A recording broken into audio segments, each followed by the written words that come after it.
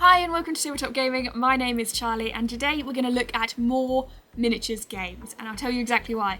A little while ago I did a video on 10 of the best miniatures games based on a list that appeared in the magazine. Now, in the comments you guys gave me some phenomenal alternatives. Because I was limited to 10, I couldn't include all of them then, but you know what, this time let's take a look at the ones that you've been recommending. So in the world of Star Wars games, I went with X-Wing, Star Wars X-Wing miniatures game. However, you guys came at me and said, no Charlie, no. You've missed Star Wars Armada. Overwhelmingly, I got so many comments saying Star Wars Armada needed to be on that list. So you know what? It's going to go on this list. So first up is Star Wars Armada, one that you really want to check out. In this game, you're serving as either the Imperial Navy or the Rebel Alliance as a fleet commander. This game, as opposed to X-Wing, is a lot more rules heavy. There's a lot more for you to do tactically and to consider and think about, making it perhaps a tighter game, if a little bit more difficult. Arguably. Now, that's the reason I went with X-Wing on the previous video, but this is a great step up. This is another one to embrace in your collection with the added bonus of being Star Wars. Why wouldn't you pick it up? Now, speaking of Star Wars, I was also told that I missed out Star Wars Legion, which is a fair comment.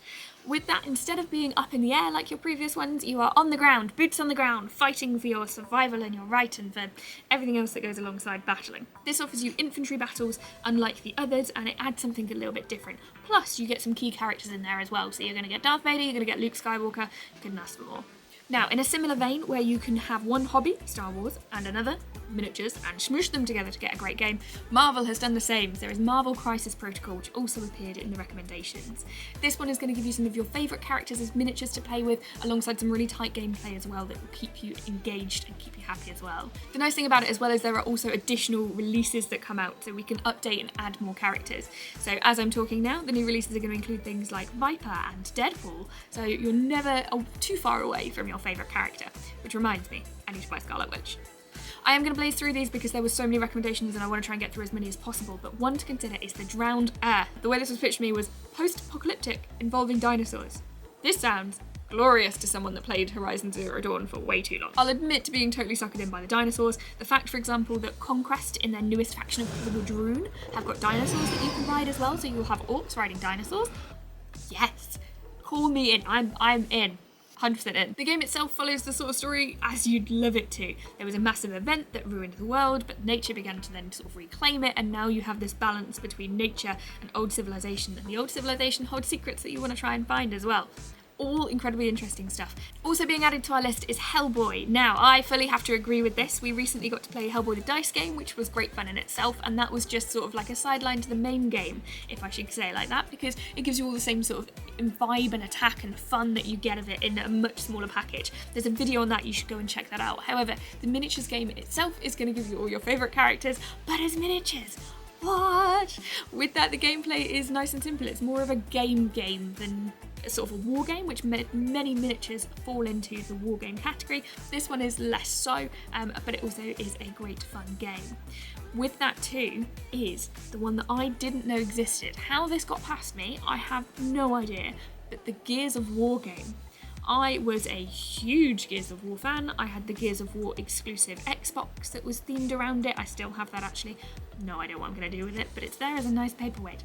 This gives you all of the gaming experience, but on tabletop. Now, the reviews I've read of it are mixed, so I can't talk about it too much with much knowledge, and also it's a retired set, so you'd have to be getting it second hand. However, anything that's going to let me fight as the cog against the locusts and allows me to use a chainsaw, I am all in. It is fabulous.